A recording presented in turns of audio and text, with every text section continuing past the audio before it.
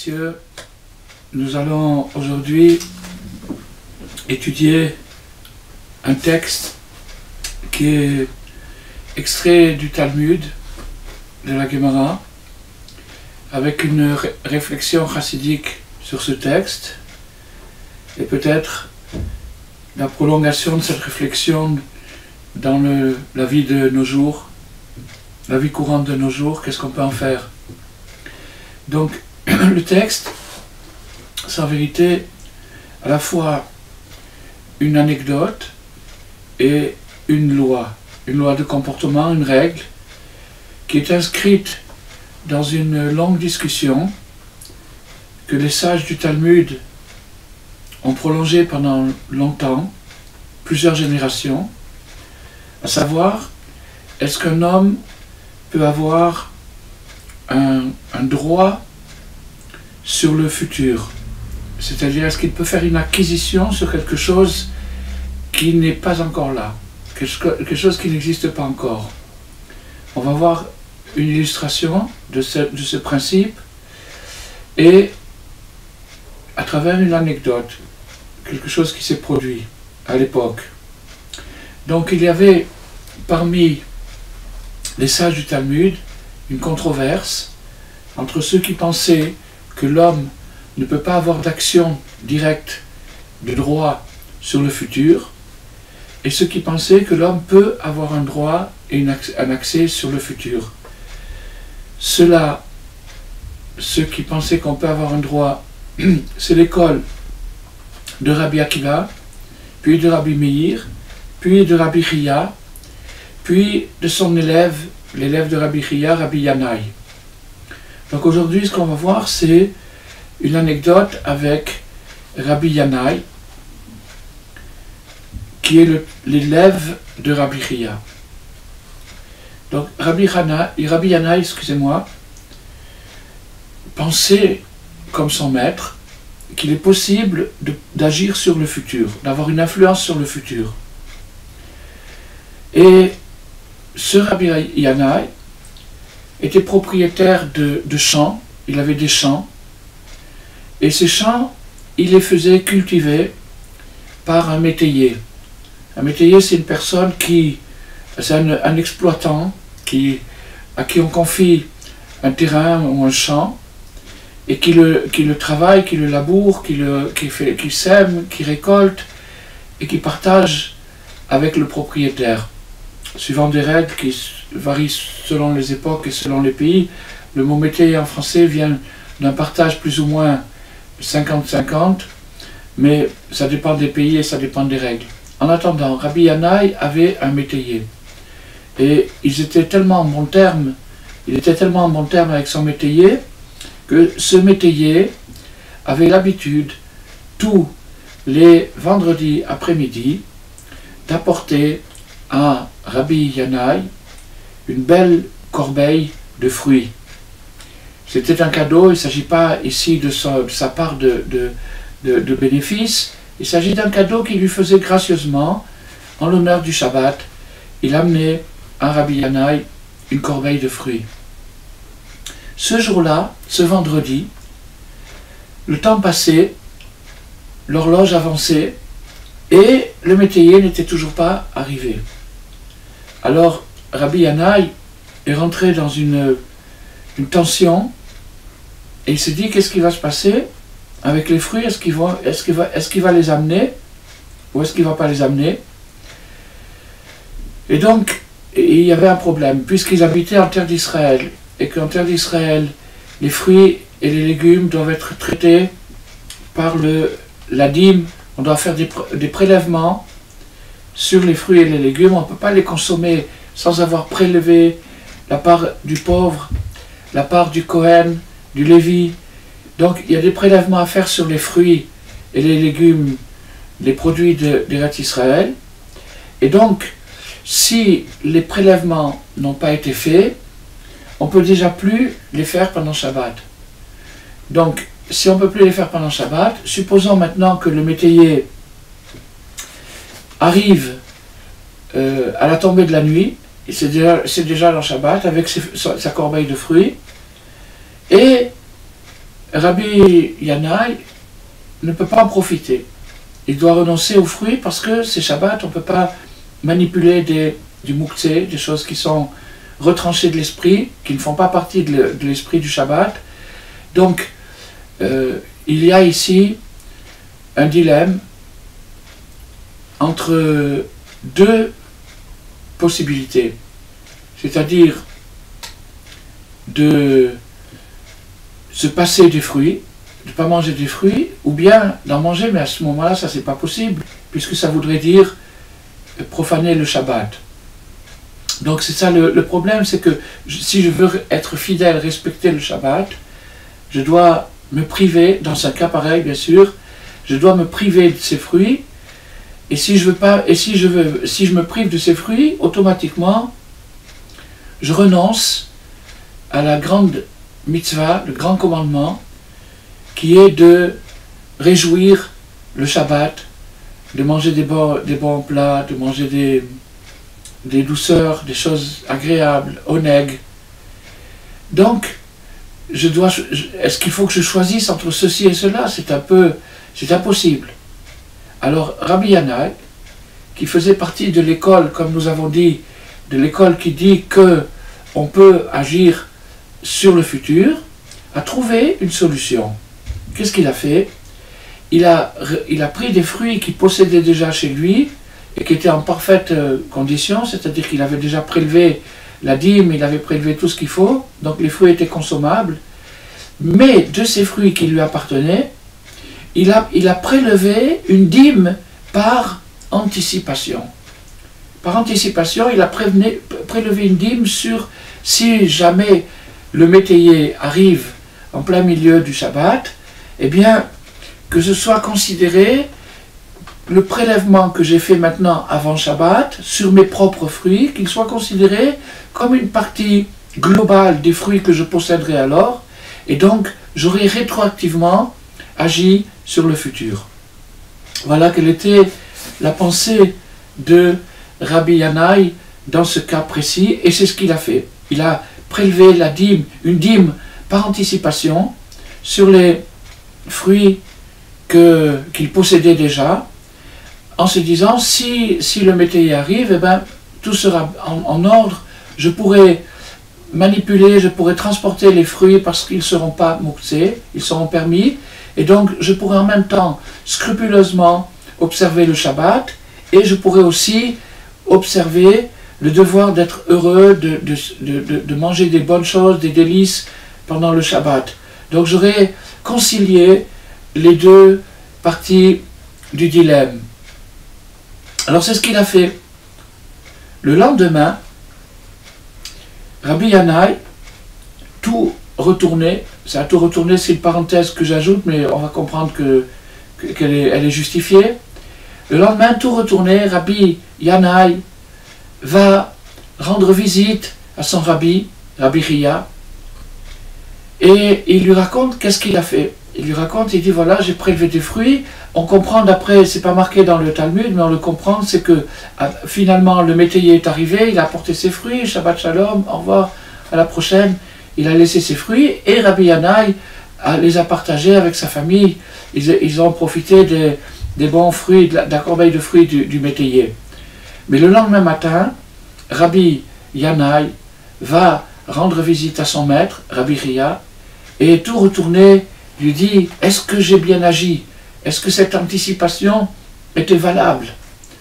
Alors, Rabbi Chia lui répond « Mais bien sûr que tu as bien agi. Non seulement tu as bien agi, mais tu as réussi à appliquer un verset dans la Torah qui était un peu dur à comprendre. Et toi, tu as réussi à trouver la solution pratique. Comment appliquer ce verset? Quel est le verset? La Torah nous dit, tu devras prélever la dîme de tes récoltes et tu feras ça afin d'apprendre à craindre l'Éternel pendant tous les jours. Donc, je résume, qu'est-ce que le verset nous dit? Le verset nous dit, prélève la dîme de tes récoltes de façon à ce que tu apprennes à craindre l'Éternel pendant tous les jours.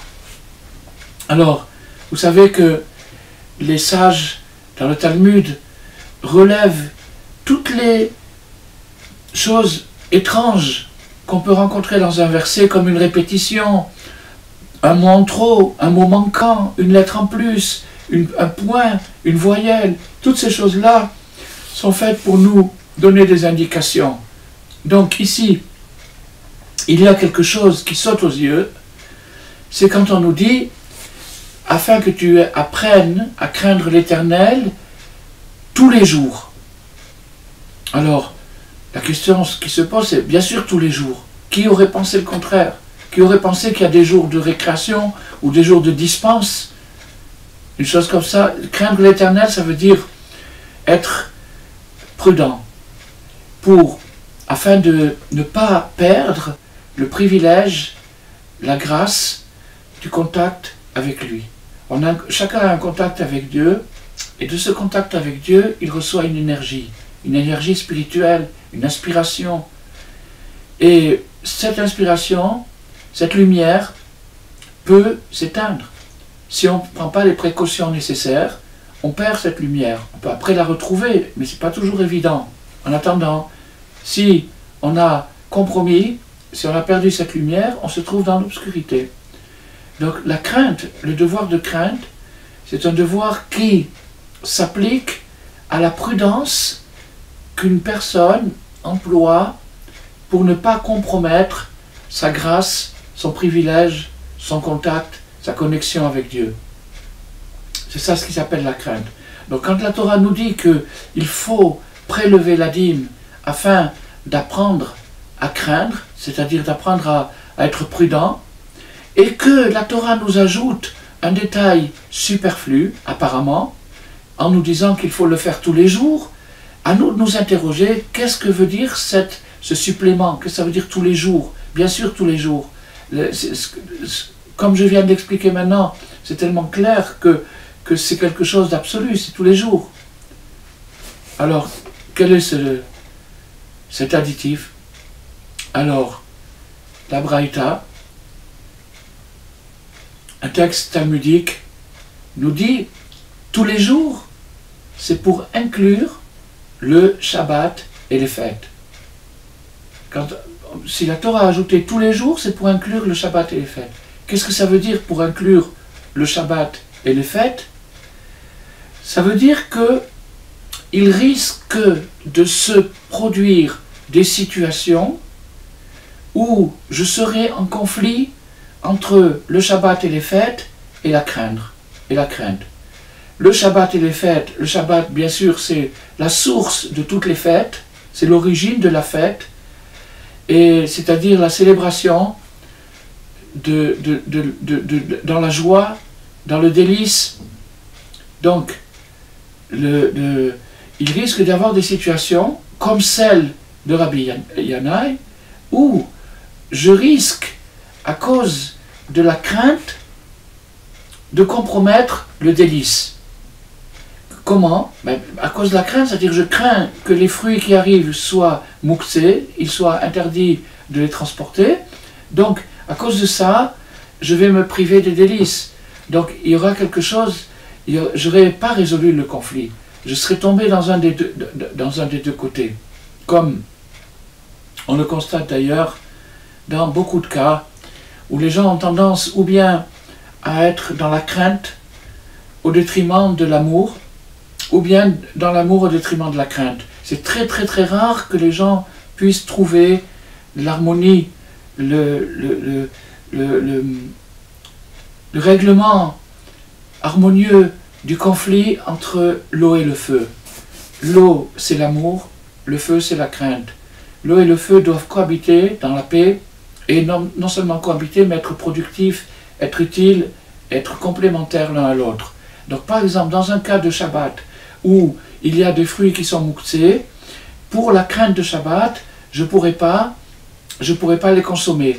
En me privant de les consommer, je vais pas pouvoir appliquer le devoir d'être heureux, le devoir d'être joyeux et de se régaler avec des bons fruits du Shabbat. Donc, ce que la Torah a voulu inclure, c'est qu'il faut que tu apprennes à ménager les deux, à concilier ces deux choses-là. Mais à les concilier non pas comme quand on fait un compromis où on donne un petit morceau à chacun pour qu'il soit content. Non, non, non. Une conciliation profonde où les deux soient parfaitement accomplis. Donc, Rabbi Chia a félicité son élève.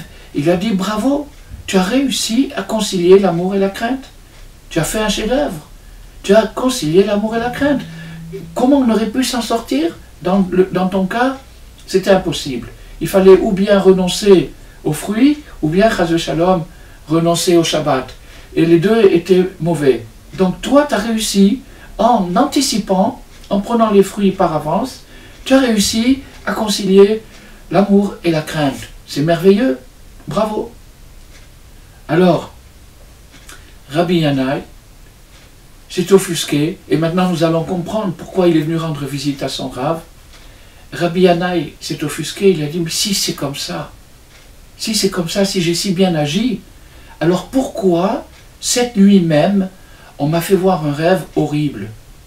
J'ai entendu dans mon rêve la canne brisée. La canne brisée, c'est horrible. Une canne, un bâton qui est brisé, qui ne tient pas debout, c'est horrible. Alors, Rabbi Chia lui a dit, rassure-toi, tu n'as pas compris ton rêve. Tu l'as mal interprété. Pourquoi est-ce que Rabbi Yannai a mal interprété son rêve? Alors, on va l'expliquer. Cette expression de canne brisée, elle apparaît dans le prophète Isaïe dans deux passages différents. Le premier passage nous parle du roi Sancheriv qui fait des reproches au roi Hiskiyahu et qui lui dit « Pourquoi es-tu allé faire une alliance avec Pharaon ?» Bien sûr une alliance contre lui, contre Sancheriv. Pourquoi qu'est-ce que tu as pensé dans ta tête d'aller faire une alliance avec Pharaon alors que ce Pharaon est un menteur, un hypocrite et un traître? Alors pour dire menteur, hypocrite et traître, il lui a dit c'est une canne brisée. Tu t'es appuyé sur une canne brisée. Ce Pharaon avec qui tu as fait une alliance, il ne vaut rien du tout, il va te trahir à la première occasion. Donc l'expression employée là-bas, c'est une canne brisée. Alors, quand Rabbi Yannai a entendu dans son rêve canne brisée, il l'a pris pour lui et il a dit, voilà, tout mon raisonnement de prendre la dîme par anticipation, c'est une canne brisée. Je me suis appuyé sur un raisonnement logique, mais ma logique n'était pas du tout logique, elle était fausse, et je me suis trompé, et à cause de ça, j'ai pas respecté la loi du Shabbat, donc je me suis embourbé dans une mauvaise solution. Alors, Rabbi Chia ne lui dit pas du tout. Regarde bien, dans le chapitre 36 de Isaïe, il a marqué la canne brisée à propos de Pharaon. Mais si tu regardes un peu plus loin, au chapitre 42, tu vas te rendre compte que de nouveau, cette expression de canne brisée est employée. Alors, là où la canne brisée est employée, là, dans le deuxième cas, je vais le traduire dans le texte et vous allez voir que c'est tout à fait différent. Alors, le prophète Isaïe nous dit de la part de Dieu, « Voici que mon serviteur, je vais le soutenir, celui que j'ai choisi, celui que mon âme a désiré, j'aurai mis mon souffle en lui et un jugement, une justice pour les nations sortira à travers lui. Il ne criera pas, il n'élèvera pas et il ne fera pas entendre sa voix à l'extérieur. La canne brisée, il ne la cassera pas. Et le lin éteint, il ne l'éteindra pas. Car, dans la vérité, sortira son jugement. Bon, alors ça a l'air un petit peu abstrait, je vais l'expliquer. Ça veut dire que maintenant, cette prophétie, la deuxième prophétie dans Ésaïe 46, elle s'applique au Mashiach. Le Mashiach ne sera pas un dictateur qui va régner par la crainte, par l'angoisse, par la terreur. Ce sera quelqu'un qui enseignera son enseignement dans la grâce, dans la bonté. Et ce sera quelqu'un qui, lorsqu'il apercevra des gens brisés, il ne continuera pas à les briser encore plus. Au contraire, il les remontera, il leur donnera du courage, il leur remontera le moral, il leur montrera gentiment la voie. Quand il verra des gens à moitié éteints, ça existe, il y a des gens qui sont à moitié éteints, il y a des gens qui sont complètement éteints, il y a des gens qui sont allumés, il y a tous les degrés, il y a tous les voltages dans l'humanité. Mais en attendant, quand le Mashiach verra des gens qui sont sur le point de s'éteindre, alors, qu'est-ce qu'il fera? Il les remontera, il les allumera, il les attisera. Petit à petit, il les remontera le cœur. C'est ça ce qu'il fera Mashiach. Et donc, il enseignera à l'humanité une prudence éclairée. Une prudence éclairée, c'est-à-dire un sérieux inspiré. Le sérieux ne va pas les faire rentrer dans l'angoisse. Maintenant, à cause du sérieux qui fait rentrer dans l'angoisse, il y a des milliers et des millions de gens qui ont fui le sérieux au grand galop. Ils ont fui leur devoir, ils ont fui leur conscience, ils ont fui leur obligation et leur responsabilité parce qu'ils ont trouvé dans le devoir trop d'angoisse. Pourquoi est-ce qu'ils ont trouvé trop d'angoisse dans le devoir? Parce qu'on leur a mal expliqué. On leur a expliqué trop durement. On leur a expliqué d'une manière violente. C'est le contraire de ce que fera Mashiach. Mashiach expliquera les choses gentiment. Donc comme il les expliquera gentiment, il va libérer les gens. Il va libérer les gens de leur angoisse. Au lieu de la culpabilité, il fera régner la responsabilité. Les gens seront gentiment responsables. Ils prendront sérieusement leurs obligations, mais sans angoisse. Alors ça, bien entendu, c'est un programme qu'il n'y a encore aucun président sur Terre qui a pu promettre un programme pareil. Mais nos prophètes l'ont vu, l'ont prévu, l'ont anticipé. Bien à l'avance des millénaires avant. Donc on sait qu'il va venir une période où la crainte, la prudence, le sérieux seront accompagnés de maturité, de conscience. Ça ne sera pas quelque chose une dictature, une terreur, ça sera quelque chose d'équilibré, d'agréable. Et alors, ça sera tellement agréable que toutes les nations du monde viendront accourir vers ce personnage extraordinaire. Ah, il y a enfin un libérateur. Vous savez très bien, nous savons tous, que quand quelqu'un fuit sa conscience ou cherche à fuir sa conscience, il s'embrouille encore plus.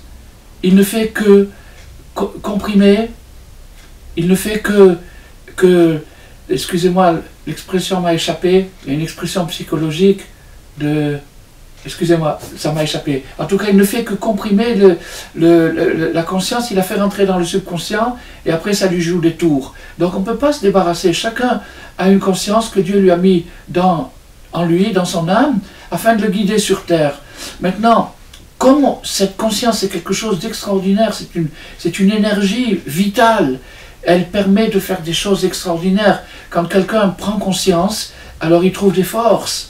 La force dépend de la conscience. Si je prends conscience, par exemple, d'un danger, ça me donne la force de quitter ce danger. Alors qu'en temps normal, j'aurais peut-être pas pu le faire. Mais maintenant qu'il y a un danger, le danger me donne la force de quitter. Donc, la conscience déclenche la force. Mais si elle est excessive, si la conscience est excessive, alors elle neutralise, elle paralyse. Et c'est ça le drame. Le drame, c'est entre les deux. Donc, puisque c'est comme ça, le Mashiach, il amènera la solution, il amènera la libération, il apprendra aux gens à craindre sans angoisse. Et donc, quand les gens craindront sans angoisse, ils seront libérés de leur conscience et libérés du mal. Ils n'auront plus l'appel vers le mal, ils feront les choses calmement et gentiment, et petit à petit, les choses se répareront, ça prendra du temps, petit à petit, les choses se répareront.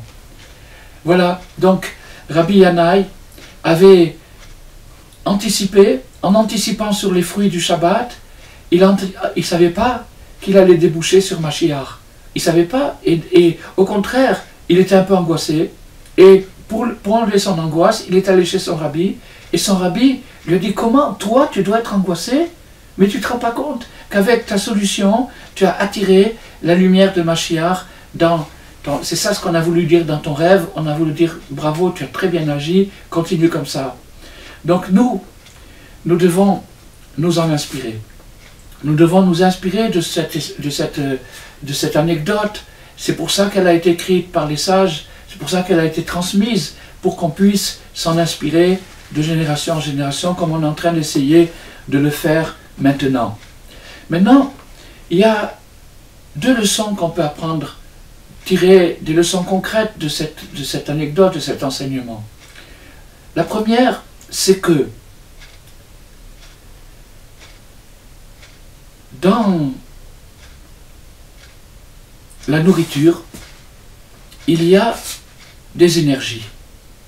Il y a des énergies vitales, physiques, et des énergies spirituelles. Lorsqu'on arrive à faire le tri dans les aliments qu'on consomme entre les énergies positives et les énergies négatives, de façon à absorber que les énergies positives et de façon à repousser les énergies négatives, à ce moment-là, on arrive à avoir un aliment réellement kasher. Kasher, c'est-à-dire propice, apte à nous élever. Donc, toutes les lois de kashrut consistent à faire le tri sur l'alimentation, qui est la prise d'énergie par rapport à la vie. On mange pour se fortifier, et donc, quand on absorbe cette énergie, si elle est positive, elle va nous positiver, elle va nous rendre forts.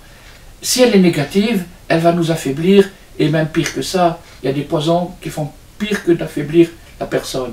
Donc spirituellement, c'est la même chose. Il y a des aliments qui fortifient, il y a des aliments qui affaiblissent. L'aliment le plus fort qui puisse exister, il existe des aliments qui sont neutres a priori, mais il existe des aliments forts, c'est-à-dire des super vitamines spirituelles. Comme une pilule comme ça, et la personne saute en l'air, elle a de la force, elle a de la joie, elle est contente, elle voit des choses, elle est désangoissée, elle est libérée de son angoisse. Donc ça, c'est des aliments qui ont été purifiés, qui ont été triés, c'est-à-dire qu'on a écarté tout ce qui pouvait nuire, tout ce qui pouvait être négatif dans les énergies, et maintenant on a une énergie pure, et non seulement pure, mais forte. Alors cette énergie-là, elle se trouve dans certains aliments. Parmi ces aliments-là, il y a le délice du Shabbat. Quand on mange des aliments du Shabbat, en l'honneur du Shabbat, en l'honneur du délice du Shabbat, qui est pratiquement le seul commandement actif qu'on ait pendant le Shabbat. Tout le Shabbat, c'est passif. Ne fais pas ça, ne fais pas ça, ne fais pas ça. Reste tranquille, repose-toi, relaxe-toi, détends-toi. Arrête avec tes angoisses du travail et de la carte de crédit. Reste concentré sur la profondeur, reviens vers toi-même. Ça, c'est le plan du Shabbat. Le seul truc actif qu'il y a dans le Shabbat, c'est de manger des bonnes choses. À part de dormir et de rêver, tu peux aussi te régaler. Tu peux aussi faire un bon repas. Tu peux aussi rajouter des choses que tu n'as pas l'habitude de consommer pendant la semaine. Et alors là, tu accompliras un grand devoir. Le devoir d'être heureux. Le devoir d'être heureux. Le Shabbat est là pour nous rendre heureux, mais pas seulement pour nous rendre heureux pour toute une semaine. C'est-à-dire prendre des réserves, des réserves de bonheur pour qu'on puisse les amener pendant la semaine et les vivre dans les moments un petit peu délicats et les moments un petit peu angoissés. Donc ces moments de Shabbat dépendent en grande partie, pour la partie active, de l'alimentation, c'est-à-dire des repas du Shabbat, des délices du Shabbat, des gâteaux, des fruits, des bonbons, de tout ce qu'on peut manger de bon, qui nous plaît. Naturellement, il faut que ça nous plaise. On ne peut pas nous forcer à aimer la mayonnaise si on aime autre chose. Chacun suivant son goût. Mais, si on arrive à honorer le Shabbat avec des délices, alors on prend des super vitamines, et ces super vitamines vont nous rendre forts pour toute une semaine. Ils vont nous éclairer pendant toute une semaine. Ils vont nous permettre d'anticiper, de rentrer dans l'anticipation. Rentrer dans l'anticipation, ça veut dire voir le futur, ne pas être coincé dans son présent. Regardez la Bible, du début jusqu'à la fin, c'est que de la prophétie. Toute la prophétie, c'est un branchement, une connexion sur un futur extraordinaire. Et donc, cette connexion sur le futur extraordinaire qui nous dit, le futur vient à notre rencontre, il vient vers nous, il vient à notre rencontre, petit à petit il se révèle, et il est merveilleux, le monde sera arrangé. Et non seulement le monde sera arrangé, mais rétroactivement, cette fois-ci, on se rendra compte que tout ce qu'on a fait pendant toute notre vie, tout convergeait vers le bien. Donc, ça c'est quelque chose d'extraordinaire, c'est l'esprit des prophètes. C'est pour ça qu'il y a la Haftara, le Shabbat. C'est très très important. Il y en a qui disent même que la Haftara c'est encore plus importante que la lecture de la Torah, parce que c'est l'esprit prophétique au sens du futur. La connexion avec un monde extraordinaire. Un monde idéal qui viendra et qui vient déjà. Il est déjà en route, il se manifeste. Alors ça c'est la première explication. La première leçon qu'on peut tirer de cet enseignement. La semaine prochaine, prévoyez encore plus de gâteaux, encore plus de bonnes choses. N'ayez pas trop peur pour les dépenses, parce que c'est Dieu qui paye. Il a dit, empruntez sur mon compte. Dieu il a dit à ses enfants, mes filles, mes enfants, empruntez sur mon compte, je réglerai la note. D'ailleurs, avant Rosh Hashanah, tout le crédit qu'une personne doit recevoir en une année est fixé à Rosh Hashanah, sauf ce qu'il dépense pour le délice du Shabbat. C'est au-dessus du temps, au-dessus de l'espace, c'est des vitamines qui permettent d'affronter l'exil, d'affronter un patron ou des employés, ou une situation familiale, ou une situation de santé. Toutes ces choses-là ont besoin de force, ont besoin de renfort. Et là, on va créer dans un livre. Pourquoi est-ce qu'il faut que ça passe par des tas de complications dans l'esprit des auteurs et dans l'esprit... Alors là, on va apprendre quelque chose que Rabbi Nachman nous dit, qui est très très important. Rabbi Nachman nous dit que, comme on voit dans le livre d'Esther, que Mordechai avait sauvé la vie du roi en dénonçant le complot de Bigtan et Teresh. Bigtan et Teresh étaient deux comploteurs, des traîtres qui voulaient assassiner le roi pour prendre le pouvoir, et donc avaient comploté en parlant dans une langue étrangère et en ignorant que Mordechai connaissait cette langue. Car Mordechai, à titre de membre et chef du Sanhédrin, connaissait 70 langues. Il pouvait comprendre tous les langages de la terre. Donc quand il a entendu ces deux-là qui complotaient en javanais, je ne sais pas en quelle langue ils parlaient, il a compris qu'est-ce qu'ils disaient. Il est allé le dire, il est allé dénoncer le complot. Les deux comploteurs ont été arrêtés, ils ont été pendus, et l'affaire a été classée. Et donc elle a été relevée, elle a été consignée dans les chroniques de Perse. Bon, le temps a passé. C'est Esther qui a dit au roi, et donc ça a été, Esther elle a dit que Mordechai l'avait sauvé, et ça a été consigné dans le... Mais le scribe, qui n'était pas un scribe fidèle, il a barré le Mordechai. Il ne voulait pas que le roi sache que c'est Mordechai qui l'a sauvé, donc il a effacé son nom. Et vous savez tous qu'est-ce qui s'est passé après. Un certain soir, une certaine nuit, le sommeil du roi s'était agité. Le roi s'est réveillé en pleine nuit, Assuérus s'est réveillé en pleine nuit, et il s'ennuyait. Il n'avait pas de iPhone, donc il s'ennuyait dans son lit.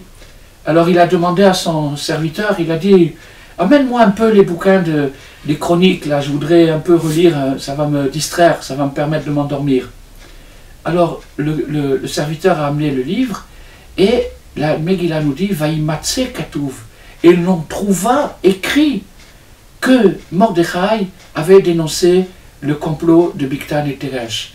Alors, nos sages nous disent, qu'est-ce que ça veut dire on a trouvé écrit? C'est l'ange Gabriel qui a remis le nom de Mordechai qui avait été effacé par le mauvais chroniqueur. Donc, il fut trouvé dans le bouquin de Perse, dans les chroniques de Perse, il fut trouvé que la parole de Mordechai qui sauve la vie du roi. Alors Rabbi Nachman retire d'ici un enseignement extraordinaire. Il dit que les paroles de Mordechai, Mordechai c'est l'archétype du juste universel, c'est-à-dire de la conscience, la conscience collective, de tout le peuple qui se trouve en un seul homme, qui est le juste, le tzaddik.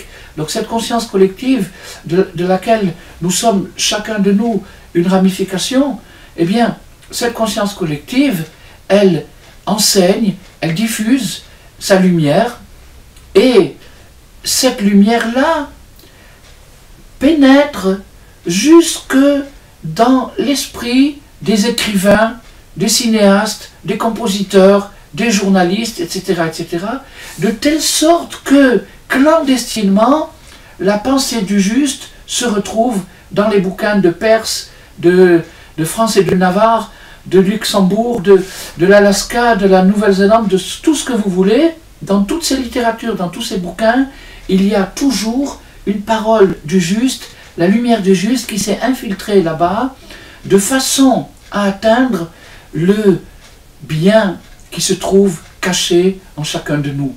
Et quand le bien qui se trouve caché en chacun de nous va rencontrer, il va acheter par exemple un bouquin policier, il va commencer à lire le truc, d'un seul coup, il va trouver quelque chose qui l'inspire et que l'auteur n'a même pas pensé. L'auteur, il a écrit ce qu'il entendait dans sa tête, il a écrit, et il ne se rend pas compte qu'il a écrit le message du tzaddik, le message du juste.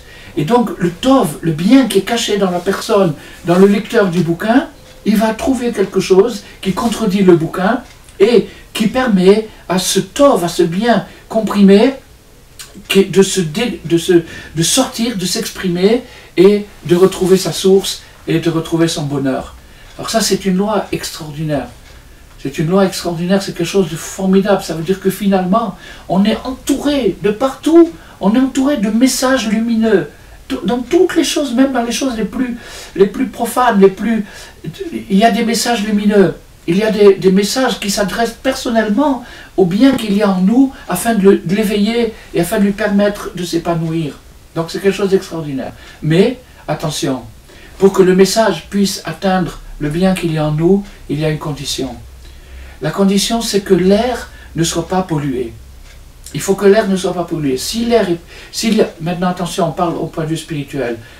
Au point de vue matériel, on n'est pas chez les écolos, on ne va pas penser aujourd'hui, on va pas parler aujourd'hui de la pollution, on en parlera peut-être un autre jour, mais on va parler seulement de la pollution spirituelle.